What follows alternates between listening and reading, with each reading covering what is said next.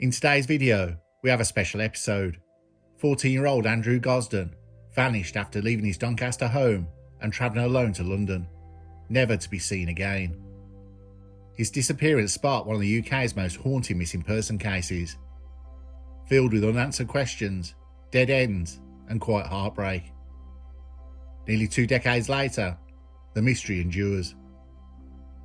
Whatever drew him there has never been explained, leaving behind a mystery that feels less like a disappearance and more like a vanishing. This is Curios&Spiritual.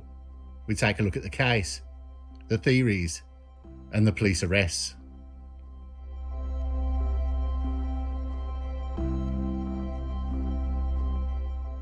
On the 14th September 2007, born on the 10th of July 1993, 14-year-old Andrew Paul Gosden left his home in the Bolby suburb of Doncaster, intending to go to school, or so everyone thought. His route seemed routine. He walked past Westfield Park and reached Doncaster railway station. But beneath the normality lay an unsettling detour. Surveillance footage showed him at 8:30 AM nearby, then again at a cash machine, withdrawing £200, all apparently solo and unaccompanied. Andrew then bought a one-way ticket to London's King's Cross, paying £31.40. After a return ticket for only 50p more, he refused, something his parents later described as unusual. The last confirmed sighting of Andrew was on CCTV, arriving at King's Cross at around 11:20 AM, stepping out into its vast space and then disappearing into the crowd at approximately 11:25. At school that day his absence was noted, but confusion followed. A message incorrectly went to another student's parents, delaying realisation that Andrew had not attended classes. An error that cost precious hours. Meanwhile, Andrew's family returned home, only to find his uniform neatly placed in the washing machine, a subtle signal that he planned something unusual. His PSP charger was left behind. He crossed roads without glasses he needed, and left approximately £100 unused in his room. All the signs point to a deliberate journey, though motivation remained a mystery. In those opening hours, key questions were already forming. Why London? Why forfeit a return ticket? Why carry only video games and no charger? Andrew was described by family and teachers as quiet, academically gifted, 100% attendance record. Gosden's family described him as a homebird who rarely left the house, and never without saying where he was going. Gosden was known to his family as Roo. The discrepancy between expectation and action would haunt investigators for years. With no online presence, no email, no MySpace, no console accounts, no record that he searched, messaged, or logged in from home, school, or library computers. There was no digital footprint for motives or contacts to follow.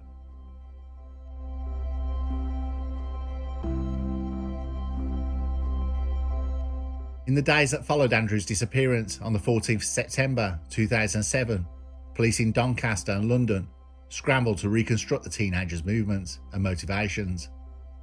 The official timeline was simple yet chilling. Andrew left home early, withdrew nearly £200, boarded the 9:35 AM GNER train to King's Cross, and vanished into the crowd shortly after arrival. Despite repeated appeals and sightings reported in diverse locations, no confirmed trace of him emerged thereafter. In the immediate aftermath, authorities interviewed family members, friends and schoolmates. Andrew's father Kevin became a relentless figure in the campaign to find his son. CCTV footage was reviewed, but gaps in surveillance, particularly interchanges between Doncaster and London, hampered clarity. In the unnerving silence after the CCTV footage at King's Cross, investigators began interviewing the public about unverified sightings across London. However, many of these reports were either uncorroborated or contradictory. Andrew's room remained untouched by his parents, uniforms folded, games untouched, creating an emotional freeze frame, with no footprints online, no social media, no emails, no gaming history. Andrew had vanished in an era just before the modern digital trace. His left ear was distinctive, he was deaf in one ear, and he wore glasses. yet no confirmed sighting matched these features thereafter.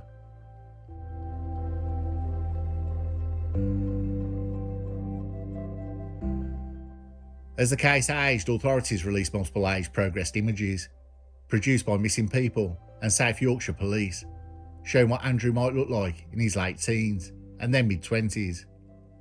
These were publicised through missing persons campaigns, local media, and even more uniquely, on Milk Carton campaign in 2008. Despite repeated appeals over the years, no credible sighting has ever been verified. Claims placing him in places as varied as Streatham, South Wales or Southend were investigated but ultimately discounted due to lack of confirming evidence.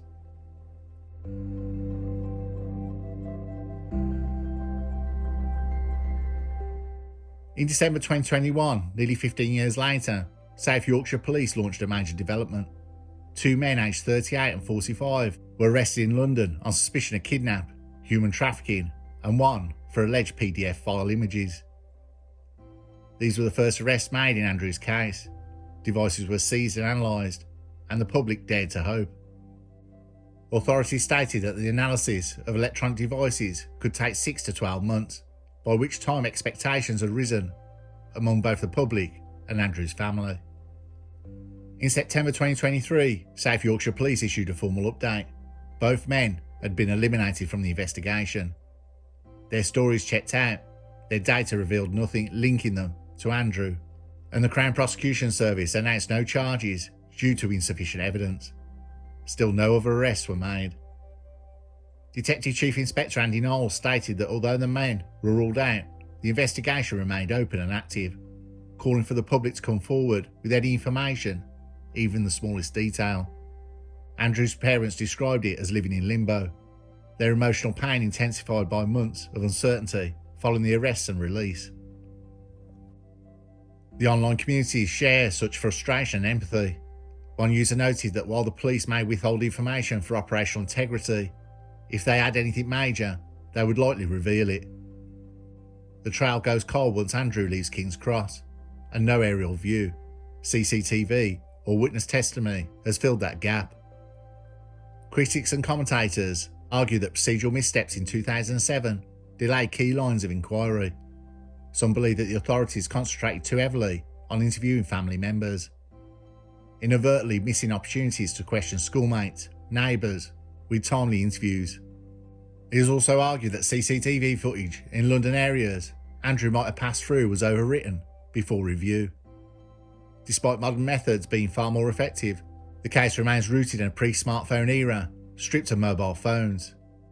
An era stripped of body cameras, social media posts, and widespread surveillance that might help investigators today.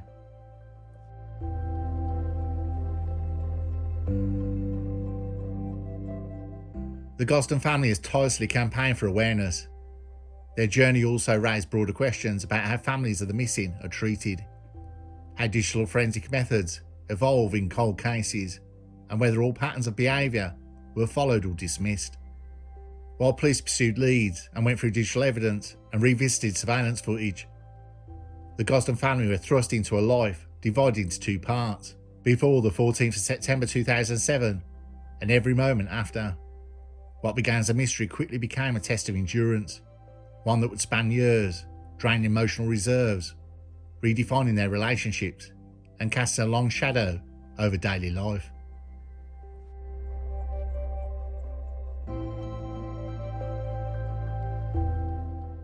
In the initial days following Andrew's disappearance, his parents, Kevin and Glenys, were united by urgency.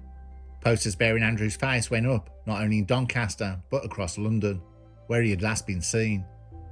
They travelled to the capital multiple times, scouring stations, parks and alleyways, visiting shelters, hostels and hospitals anywhere a teenage boy might seek refuge. Their pain was raw, visible in interviews and public statements. Kevin Gosden often fought to maintain composure in front of cameras. Glenny stayed out of the media glare, but those close to the family described her heartbreak as equally profound. For younger sister Charlotte, who was just 12 at the time when Andrew vanished, her childhood transformed into a surreal, suspended state. In interviews years later, she reflected that it was like time had stopped, her family trapped in a waiting game with no end. Months turned into years. The Gosdens marked each of Andrew's birthdays with public appeals and candlelight vigils. In 2008, Kevin took unpaid leave from work to dedicate himself to the search full time. They left a light on his room each night. His belongings were left untouched, frozen in time. His Xbox and books sat as they had the morning he left. To change anything, Glenn said, felt like giving up. In 2011, on what would have been Andrew's 18th birthday, they held a vigil outside King's Cross. Strangers showed up, some moved by the case, others simply to offer their support. That vigil became a symbol of how deeply the disappearance had entered the public consciousness. Numerous psychics contacted the family, each claiming to have seen Andrew in various locations, from underground tunnels to Eastern Europe. A few even offered maps. Most were dismissed outright, but others, painfully, were followed up, often to the detriment of the family's emotional well-being. There were also internet sleuths, some sincere, others seeking notoriety. A well-known YouTuber once theorised that Andrew had been abducted by a cult. Another accused the family of hiding information, a suggestion so deeply hurtful it prompted Kevin to briefly suspend all social media involvement. Still, for every voice of speculation, there were others of support. Online communities formed Facebook groups, Reddit threads, and blog networks consistently elevated Andrew's case. They kept it alive in the digital realm and ensured that the time would not erase his face from memory.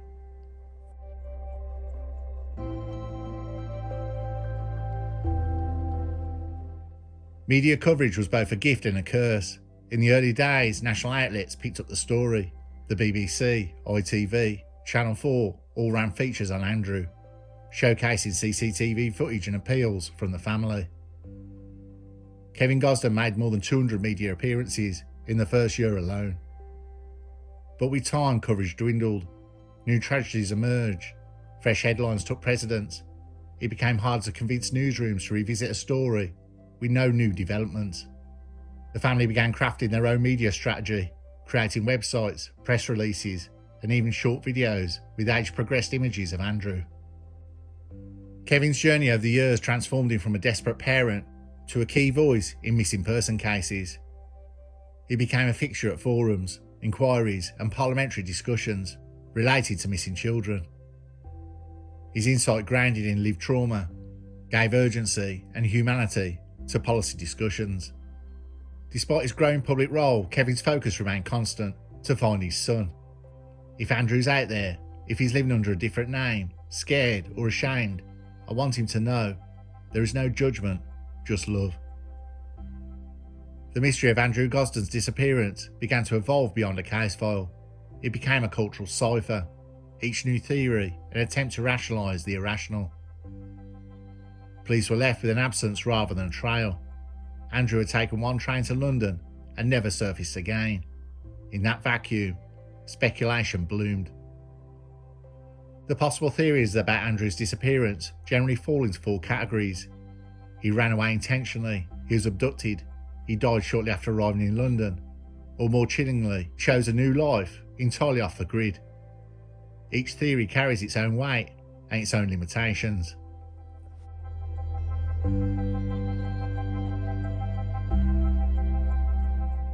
The earliest and most persistent theory was also the simplest. Andrew ran away. The elements lined up neatly. He withdrew £200 from his bank account, walked to Doncaster railway station and purchased a one-way ticket to London. He didn't tell anyone, left his phone behind and didn't pack spare clothes. It resembled a carefully made decision, not a spontaneous dash. For supporters of this theory, the journey alone was telling. Andrew was highly intelligent and capable of navigating the adult world, a gifted student with near photographic memory. He would have known what £200 could buy him in London, and that one-way ticket signalled intent. Some speculated he may have been planning to attend a concert, perhaps meet someone he connected with online, a friend, a mentor, or even a stranger.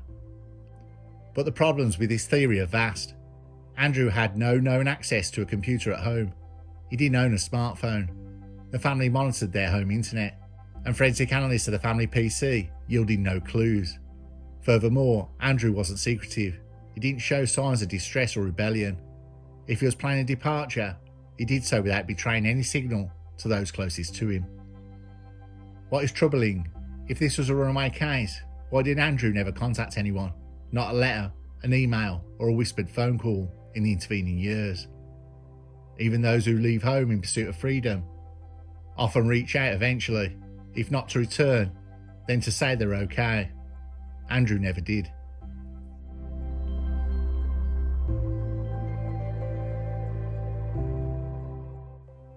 Another theory suggests that Andrew made it to London safely, but never made it out of King's Cross. Or perhaps he did, only to fall victim to something sinister within hours. Human trafficking, exploitation, and modern slavery rings have all been floated as possibilities.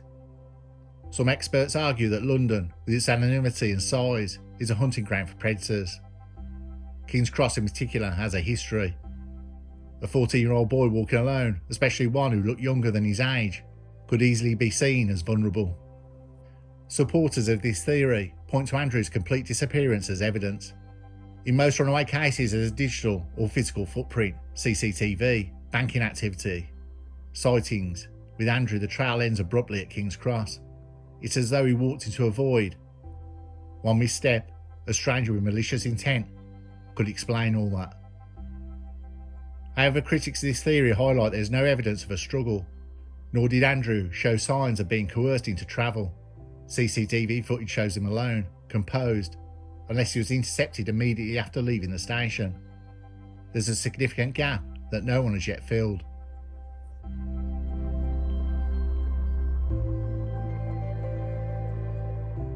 The most hopeful and controversial theory is that Andrew chose to disappear and is still alive, perhaps living under a new identity or off the grid. This theory has captivated public imagination. Over the years, numerous sightings of Andrew-like individuals have been reported, though none confirmed.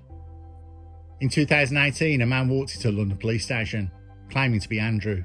It sparked national attention, but within days the lead was dismissed, either a misunderstanding or a hoax. It was one of the few times since his disappearance that hopes were visibly raised and dashed. This theory finds footing in Andrew's intelligence. Those who believe he could vanish suggest he had the capability to go dark, to avoid cameras, jobs that require identification, and digital footprints. Some suspect he may have been drawn to alternative communities or lifestyles like squatting or intentional communes. The digital silence, however, challenges this idea. In today's world, it's nearly impossible to live without leaving some trace. Still, experts admit it's not impossible. In fact, several adult missing persons have been found years later, living under different names, some even unaware that they were being searched for.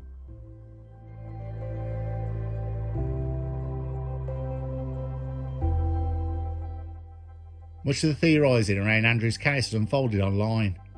Internet forums, Reddit threads, and YouTube videos dissect the CCTV footage.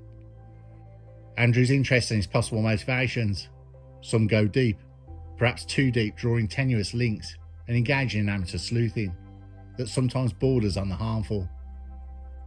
While many of these discussions are well-intentioned, they can spread misinformation or cause undue harm to the family. Kevin Gosden has voiced both his appreciation for public interest and concern about the narrative spinning out of control. It's hard when people speculate so freely, he said. They don't always think about the impact. The family has tried to balance transparency with privacy. They've shared details that could help, like Andrew's fondness for heavy metal and his introverted tendencies.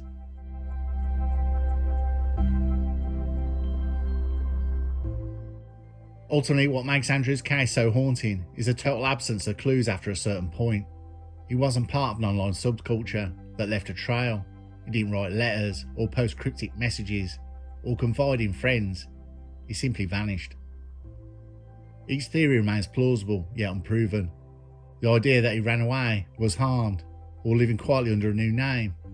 Each can be believed on one day and doubted the next. The mystery doesn't fade, it just deepens. As of 2025, 18 years after his disappearance, Andrew Gosden's name still evokes a chilling silence. His face, both the 14-year-old version and the age-progressed renderings, are familiar to many, etched into the national memory. But the question persists, looping endlessly through forums, press interviews, and late-night conversations. Where did he go? With every passing year, a new portrait of Andrew is generated. Age-progressed composites built on forensic artistry and a software prediction.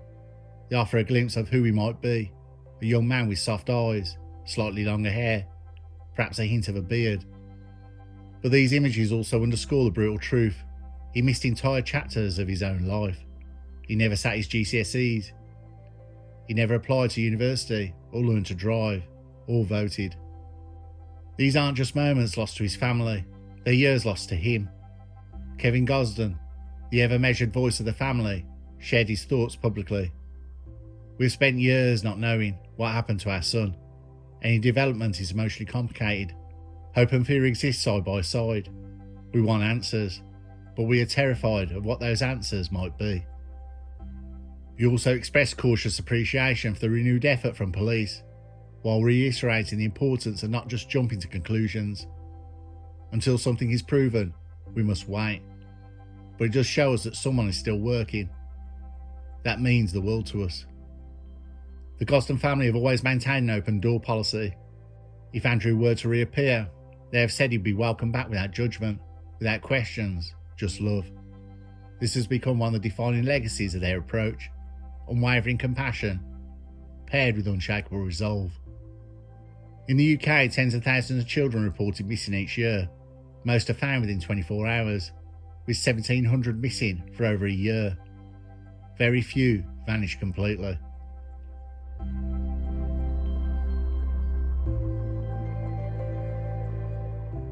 This is by far a case I get the most requests for, especially around this time, since Andrew Gosden's birthday was on the 10th of July.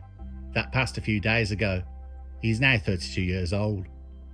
The one request that pushed me was a touching message by John Fearon 74, a request to keep the appeal going. My daughter has been helping me for the past few weeks with the channel for her work experience. She said this to me that totally threw me. How does a child disappear into a city of 8 million, never to be seen again? Never to be seen again by anyone.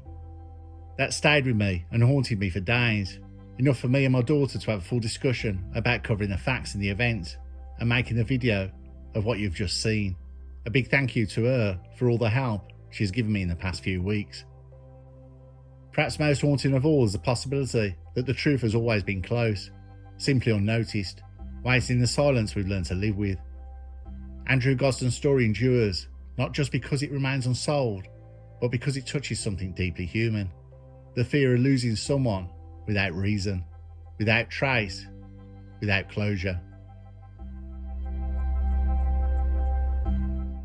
If you have any information about Andrew Gosden, who went missing from Doncaster in 2007, please contact South Yorkshire Police on 101, or you can also contact Crime Stoppers anonymously on 0800 555 111.